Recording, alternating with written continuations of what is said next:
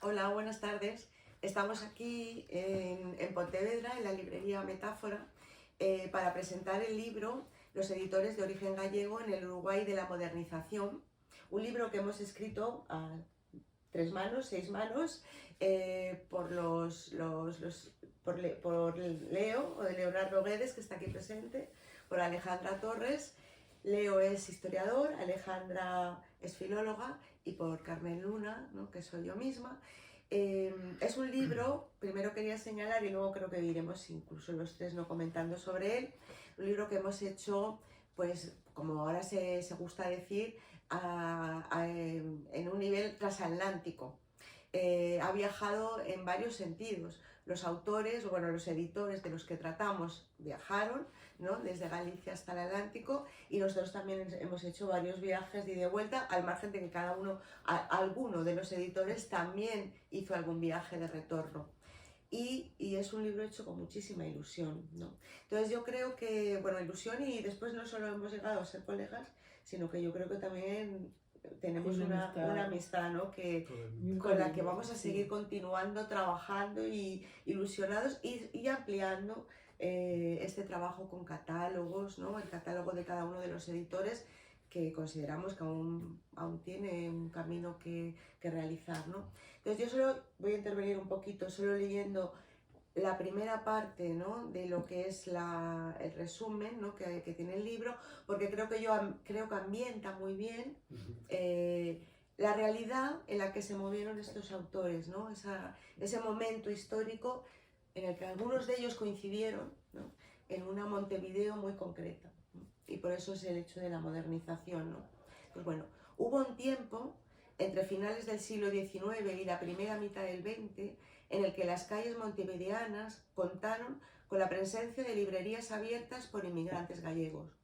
Fueron polos de difusión cultural en una ciudad y en un país que iniciaba una etapa de modernización económica impulsada por las élites gobernantes y en la que la inmigración europea fue considerada un elemento dinamizador, protagonizada por cientos de gallegos que arribaban al puerto de Montevideo en busca de nuevos comienzos. Sus librerías formaron parte del tejido social y cultural de una Montevideo que trataba de sumarse al nuevo orden social que marcaba Europa, con París a la cabeza. Al negocio librero sumaron la creación de sellos editoriales y catálogos en los que el protagonismo estaba dado a los escritores nacionales muy por encima de las publicaciones de escritores extranjeros. Con este estudio pretendemos profundizar en los aportes de Antonio Barreiro Ramos, nacido en Laracha, de Francisco Vázquez Cores, nacido en Ferrol, José María Serrano, nacido en Carballo, y los hermanos Claudio y Maximino García, nacida en la aldea de San Pedro de Matamá, en Vigo. Entonces, bueno, esta es un poquito la introducción, ¿no?, que resume, creo que las cosas así como más importantes, ¿no?, que hemos querido señalar. Entonces, bueno, yo quería ahora que un poco intervinierais vosotros, ahondando un poco, ¿no?, en esta idea de los... Bueno, un aspecto interesante de este libro fue, además de la investigación sobre todo lo que fue la trayectoria editorial y de libreros de estos gallegos migrantes que llegaron entre el último tercio del siglo XIX y comienzos, ¿no?, en los albores del siglo XX, como ocurrió casi con los hermanos García, que llegaron ahí en ese último tiempo. Una cosa interesante fue el trabajo de reconstrucción de los catálogos, que nos llevó un largo tiempo y que además nos permitió ir ampliando el perfil de cada uno de ellos, porque el catálogo es como una carta de presentación, ¿no? En definitiva, el catálogo de una editorial, es decir, bueno, nosotros nos abocamos, nos inclinamos, preferimos, optamos por publicar esto. Y allí cada uno de ellos, desde sus lugares y con las diferencias que existen, ¿no? No es lo mismo el perfil de Barreiro que el perfil de Claudio García, estoy poniendo dos editores bien opuestos.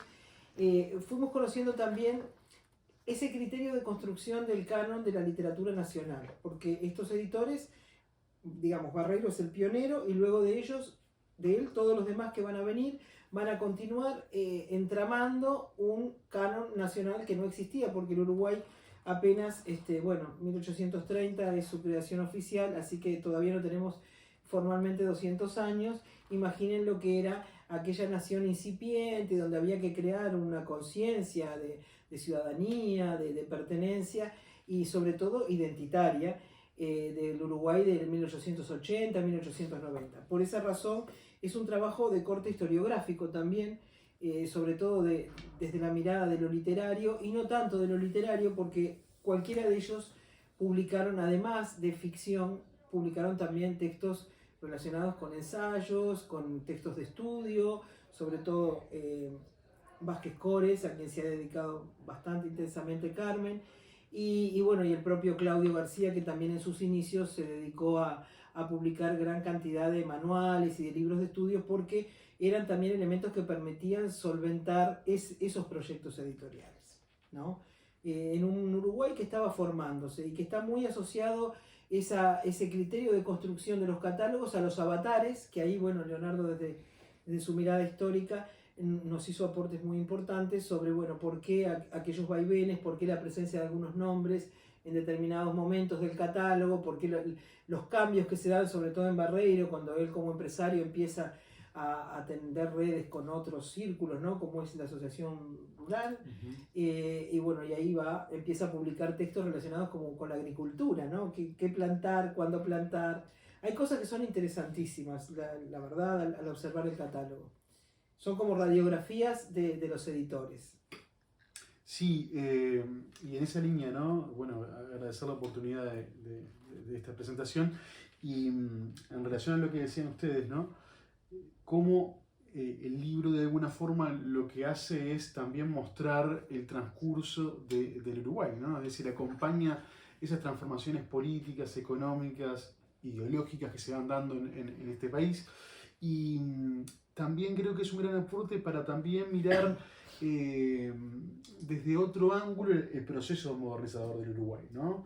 Lo comentábamos todos estos días, que en realidad la producción historiográfica que existe mayormente se centra en esta cuestión de lo económico, lo político, ¿no? Tiene unos esquemas bastante distintos, y acá en realidad el libro creo que realiza un muy buen aporte en relación a esa mirada cultural del proceso modernizador, en donde hay un ensamblaje entre las corrientes migratorias y a su vez cómo estas corrientes migratorias se integran a un país que está en construcción, pero que a la vez lo ayudan a construirse, ¿no? Y en este sentido me parece que la figura tanto de Barreiro Ramos, que es sin lugar a dudas un pilar muy importante en lo que tiene que ver con la producción de textos escolares acompañando la reforma bareliana, y textos literarios e historiográficos que lo que van haciendo es de alguna forma sentar las bases de la identidad nacional. Bueno, de alguna forma estudiarlo nos permite justamente ver en profundidad esas transformaciones.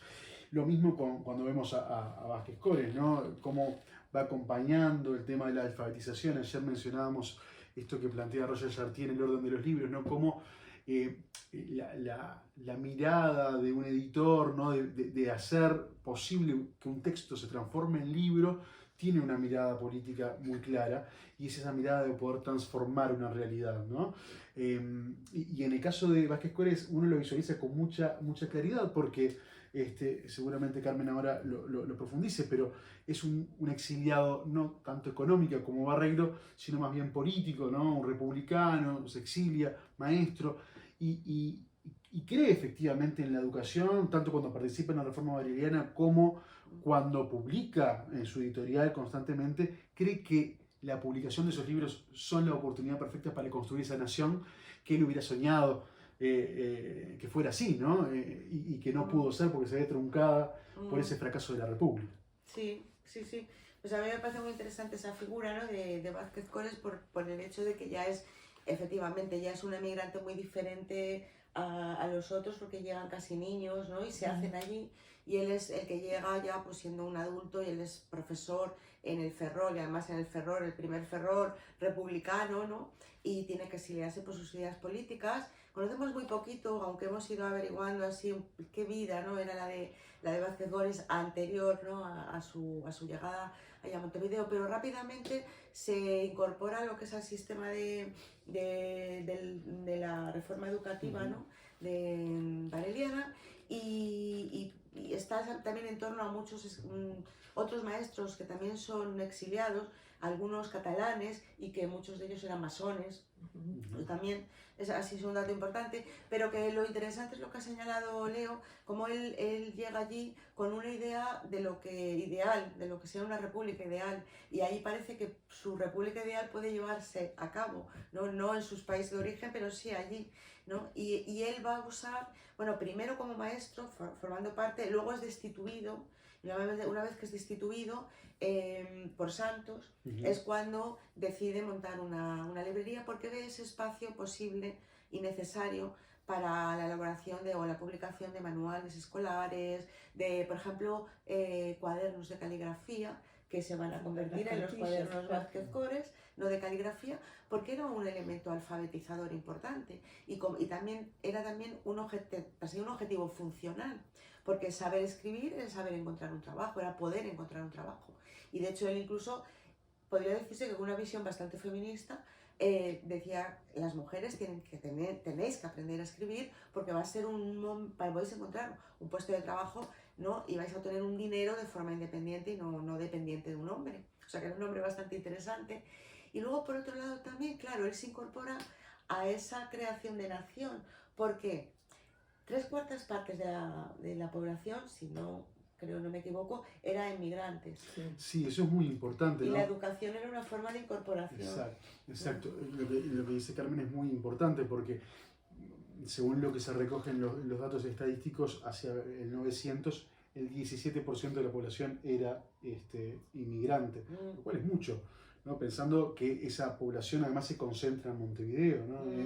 Acá, cuando uno ve el libro, como ustedes ven la portada del libro, es la Montevideo, ¿no? Y bueno, cuando uno ve esas librerías y estos cafés que se van construyendo hacia el 900, todos se concentran ahí en esa ciudad vieja. Y bueno, todos esos inmigrantes se encuentran, y muchas veces estas librerías son espacios de encuentro, al igual que los cafés, ¿no? Sí, y también porque un dato importante es que la inmigración gallega, y eso lo estudió Pilar Callao en profundidad, es una inmigración que se asienta fundamentalmente en Montevideo. En el Uruguay tenemos un mapa que lo podemos trazar en relación a la inmigración con bastante claridad. Bueno, todo lo que es los canarios, inmigrantes de las Islas Canarias, se van a asentar en las cercanías de Canelones y San José. Los vascos van a ir para la zona también de San José, de las vaquerías y la zona más de producción del queso. Luego la zona de Colonia, el litoral, va a estar, bueno, van a ir los italianos del norte, más que nada, básicamente.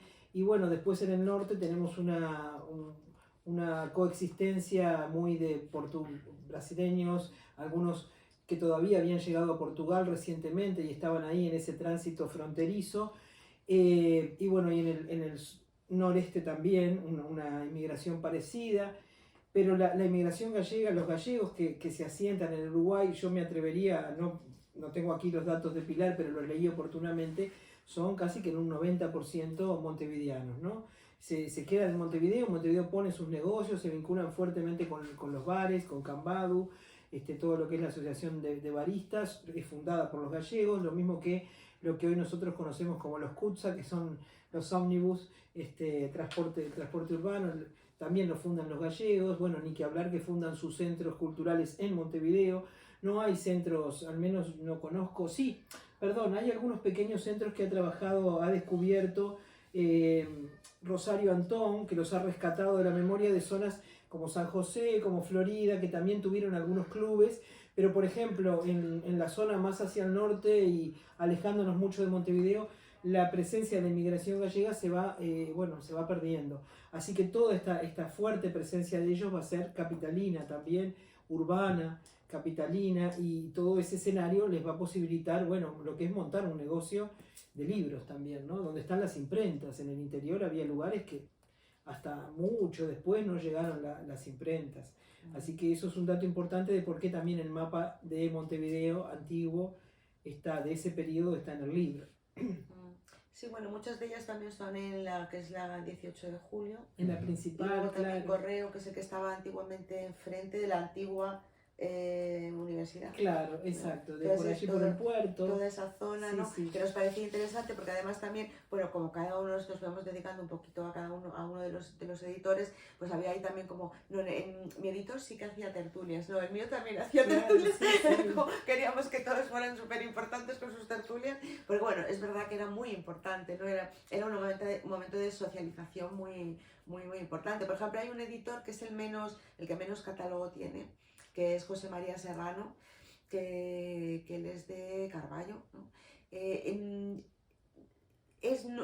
No es tan importante como es en el catálogo, pero sin embargo sí que es muy importante sus dos librerías que él tiene en su momento, porque la figura, ahí va todos los amigos en torno a Rodó.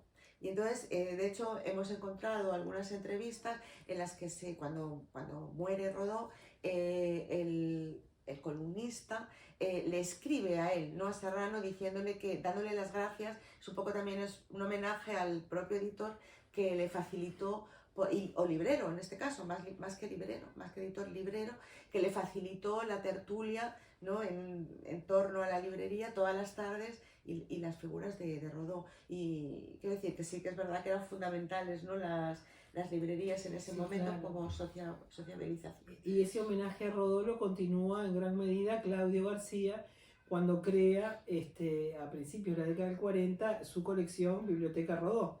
Bueno, Rodó, José Enrique Rodó, ¿no? El autor del Ariel, uno de los principales representantes de la generación literaria del 900. Entonces, bueno, también Claudio le hace un homenaje a Rodó, dándole el nombre a la biblioteca más extensa, la colección más extensa que él va a publicar, que además va a tener una característica particular de que le interesaba que fueran ediciones accesibles, económicas, que tuvieran como destino fundamentalmente los estudiantes de los nuevos centros educativos de educación secundaria, ¿no? Los liceos departamentales, tanto de Montevideo, bueno, que ya había alguno que había más que uno, lógico, porque era la capital, y luego los departamentales que se iban fundando en cada una de las capitales de los departamentos del resto del Uruguay. Así que bueno, la labor de Claudio fue también muy importante, al igual que la de Maximino, con quien trabajó Carmen, que tuvo la posibilidad, el enorme regalo de poder volver aquí a Vigo, ¿no? A Pontevedra, pero en su caso a Vigo, a traer libros editados por él y libros de su hermano, ¿verdad, Carmen? Sí. Sí, Massimino consigue, bueno, o quiere retornar la primera vez, creo que de forma más personal, y eso fue en el año 27, y las siguientes, la 51 y en el año 55, como semioficial, ¿no? Vino a Vigo de paso, que iba por España y por Europa, ¿no? Y entonces ahí lo que hizo fue también traer libros, ¿no? de su propia, ¿no? de su propio editorial, pero también las de Maximino, que en aquel momento ya era una época que ya ellos estaban, digamos que ya casi jubilándose, ¿no? Sí, sí. Maximino vivió más años, pero como editor creo que fue hasta ese periodo también, finales de los 40, sí. Y Claudio muere antes, ¿no? Claudio muere unos años bastante anteriores a cuando, bueno, finalmente muere Maximino. Sí. Pero ese retorno de los libros fue muy significativo porque Carmen logró también que la bibliotecaria de allí de Artes y Oficios hiciera todo un relevamiento. Sí, la verdad, ¿no? porque claro, lo que descubrí fue que él había donado todo al Ayuntamiento de Vigo. El alcalde lo había recibido en la segunda y en la tercera de las ocasiones a través de rastreo en revistas donde se hace una serie de entrevistas y lo comenta. Y entonces, bueno, pues fui a la biblioteca. Él le llama la Biblioteca García Barbón porque en ese momento era la municipal, que es la que ocupa ahora las dependencias de Artes y Oficios en Vigo, ¿no? Que está allí en García Barbón. Y allí tenía los registros, o sea, el bibliotecario había hecho cuenta de todo el listado de libros. ¿Qué pasó? Que no conseguimos, a pesar de que la bibliotecaria fue amabilísima, pero no estaban todos los libros allí. O sea, conseguimos rastrear muchos de ellos porque también en realidad no se estaba donando a ese centro, se estaba dando a García Barbón. Yo me imagino que o sea, al municipal.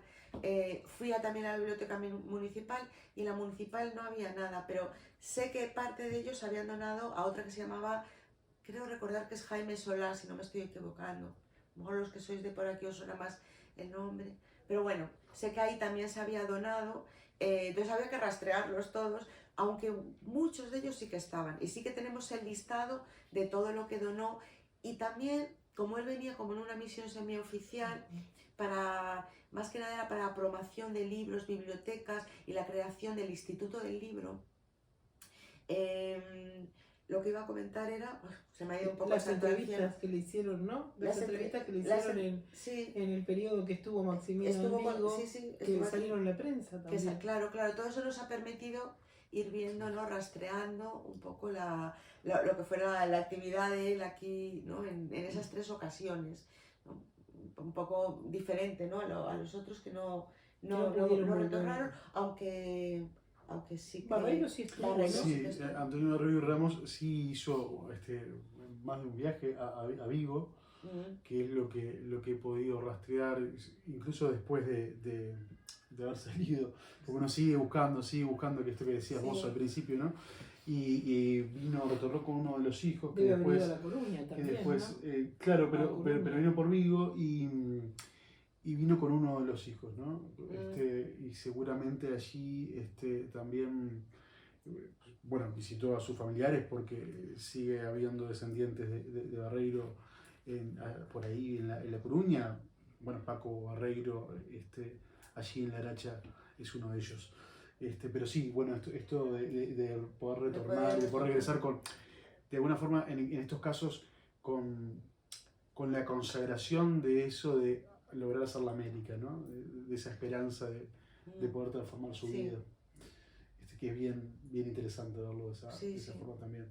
Y en relación al libro también mencionar que bueno, quienes lo lean el libro se van a dar cuenta que es un libro que, bueno, tiene la riqueza de un trabajo colectivo, ¿no? Entonces hay mucho cruce de datos, bueno, están los aspectos más literarios, pero también hay aspectos historiográficos, como mencionaba Alejandra, y eso me parece que es también interesante destacar, ¿no? Que es el lograr un trabajo colectivo, pero además interdisciplinario, porque los 3, bueno, como mencionaste vos lo mencionaste hoy al principio, parece que eso también le otorga una riqueza al trabajo y una diversidad que lo lea, creo que no se va a sentir defraudado. Sí, bueno, es que nosotros, ya lo comentábamos el otro día, que lo tenemos como un hijo al que queremos mucho. Entonces nos sentimos orgullosos, ¿no? Porque lo comentaba ayer también, ¿no? Que cuando publicamos dentro de la universidad, pues publicamos nuestros pequeñitos artículos con modestia, y sabemos que lo va a leer pues quien le interesa ese tema, ¿no? Todo lo más. Pero este libro tiene una mayor... Bueno, estamos orgullosos de él, sacamos pecho, ¿no? Y pensamos que, bueno, pues que hemos hecho un libro en el que hemos aunado a una serie de editores que sí que habían sido considerados de forma independiente y que eran conocidos, pero que nunca habían sido publicados de forma unitaria todos juntos, una visión unitaria, histórica, ¿no? Y también intentando solventar algunos de los vacíos que existían en la vida de ellos. Pues por ejemplo, no sabíamos cuál era el segundo apellido, porque no sabíamos ni cuándo habían nacido uno, en el caso de uno, o fallecido el otro, muerto el otro. Sí. Entonces ahora sabemos pues que los hermanos García eran García Pérez, cuando no sabíamos cuál era el segundo apellido, porque fuimos al archivo diocesano de Tui y allí encontramos las partidas de nacimiento tanto de Claudio como de Maximino, ¿no? Por ejemplo, pues también conseguimos la defunción de José María Serrano, y ahora sabemos que se llama José María Serrano Castro. Bueno, hasta que conseguimos casar un poco, ¿no? Todas estas cosas, pues nos sentimos orgullosos, ¿no? Y aparte nos emocionaba mucho ir encontrando todos estos detalles y compartirlos entre nosotros, ¿no? Claro, ya sabemos cómo es. Grandes descubrimientos. Y que lo hacen un libro que no es, como vos decís, no es un libro que puede interesarle únicamente a un académico que quiere estudiar o entender la historia de la edición en Uruguay. Es un libro que le puede interesar al estudioso de la edición, pero le puede interesar a un profesor de historia, a alguien que quiera entender las transformaciones culturales que se van dando en ese periodo, a quienes quieran saber más de esos gallegos que emigraron. Bueno, creo que es un libro muy diverso y puede aportar diversas miradas a quien lo tenga en sus manos, ¿no? Sí, es un libro que también muestra y desnuda con bastante intención de hacerlo lo que fueron las prácticas y las estrategias de la promoción de la lectura en cada periodo, ¿no? A través de qué estrategias cada uno de ellos, que además en su mayoría o todos, ¿no? Si no me equivoco, fueron editores libreros, porque no era que eran solo editores, muchos de ellos empiezan con ventas de libros ambulantes, entonces tienen ya varios escenarios que cubrir y varias miradas abiertas hacia, bueno, cómo hago para promover este autor, cómo hago para divulgar en épocas que, bueno, no existía como ahora ni las redes, ni la televisión, y en la radio es un trabajo que está pendiente de hacerse, en qué medida existía o no la divulgación de la promoción o la propaganda de lugares como las librerías. Sí sabemos que las revistas, en las que muchos de ellos a veces participaban, algunos, ya sea como editores o como en algunos casos participando con pequeñas columnas, sí funcionaban como bueno, plataformas de difusión, ¿no? Aparecía la referencia a la librería de Maximino en la revista Alfar, que no en vano era también de Julio Casal, ¿no? Con su fuerte vínculo con A Coruña, y ahí, bueno, esas eran las formas de divulgación. Y también, bueno, comentar que algo interesante de este libro fue poder descubrir también cómo otros editores posteriores a ellos se apropiaron de los catálogos que ellos construyeron y digamos que, no sé si voluntaria o involuntariamente, yo me animaría a decir que voluntariamente, y acá voy a decir a qué me estoy refiriendo, a la colección de clásicos uruguayos, que dirigida por el profesor Pibel Devoto, es altamente tributaria de fundamentalmente el catálogo de Barreiro, algunos de los títulos más importantes, y sobre todo de Claudio García. Entonces, bueno, como este libro también pretendió llenar un vacío que existía desde el vamos en relación a la historia de la edición en Uruguay, en ese marco también lo queremos inscribir, ¿no? Como parte de un deseo nuestro como investigadores de la edición, de que, bueno, se supiera cómo empieza esa historia de la edición en Uruguay y quiénes fueron los pioneros. Fueron estos editores gallegos junto con el italiano Orsini Bertani, los que sentaron las bases de, bueno, de todos los sellos editoriales que siguieron luego proliferando, los importantes de los 60, los que vinieron post dictadura y algunos de los que, bueno, siguen ahora, ya tienen otras líneas estéticas y hay otras búsquedas, pero sobre todo en la década del 50 y el 60 esos sellos que surgieron le deben mucho a estos editores gallegos. Sí, luego también destacar pues cómo se puede observar en el catálogo pues ese vaivén, ¿no? O esa línea también que corre con la historia, ¿no? Desde unas ediciones más para creación de un canon más nacional, ¿no?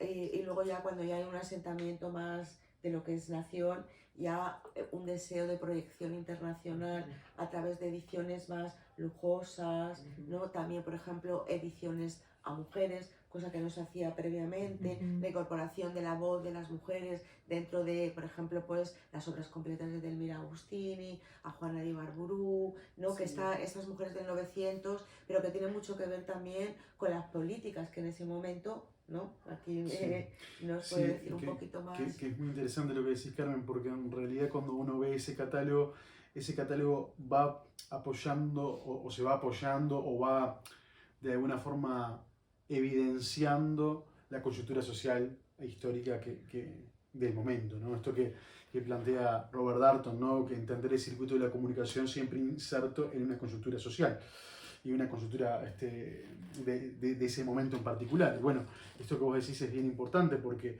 cuando uno ve a Barreiro y Vázquez Cores es construcción de nación y después, bueno, ya hay una construcción más de una literatura nacional o si bien también está en los antecedentes en el catálogo de Barreiro, pero digo, el objetivo, ¿no? de la política editorial, de lo que está buscando el editor, me parece que eso es bien interesante, cómo va estableciendo esos nexos.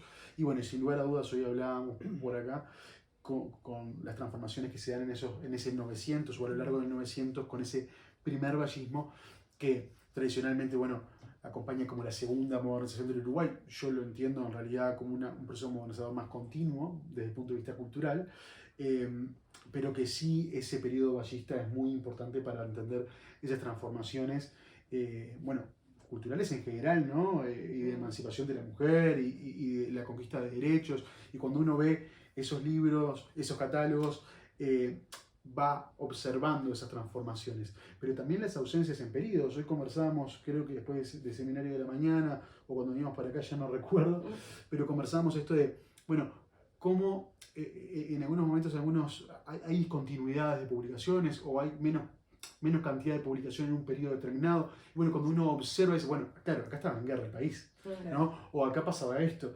Y eso me parece que es un juego bien interesante y que permite entender al Uruguay de la época, ¿no? Y también otro aspecto del catálogo, cuando nosotros aquí, bueno, hicimos ese intento de reconstrucción, algunos de esos títulos pueden verlos, digamos, están disponibles su escaneo, ¿no? En la Biblioteca Nacional, no todos, algunos sí, otros en anáforas que pertenecen a la Facultad de Comunicación, pero otro aspecto interesante es ver las líneas estéticas que se fueron construyendo a partir de estos catálogos, ¿no? Las oscilaciones, como señalaba Carmen, esa preocupación con mucha delicadeza, con mucho cuidado de Maximino, por ejemplo, por sus carátulas, que son realmente muy hermosas. Y bueno, y en el caso de Claudio, cuáles son las opciones que hace.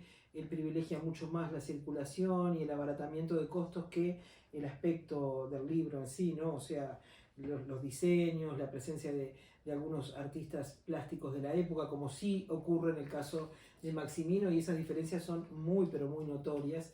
Y bueno, resulta también otro objeto de estudio en sí mismo, ¿no? Estudiar la materialidad de esos catálogos, sobre todo lo que tiene que ver con las líneas estéticas que presentan.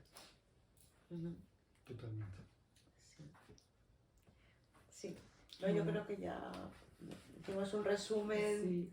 Invitarlos a leerlo. Sí, invitar Los a leer. invitamos a que lo lean y bueno, nada. Y nosotros siempre estaremos dispuestos a ampliarlo, además. Gracias. Muchas gracias por la oportunidad.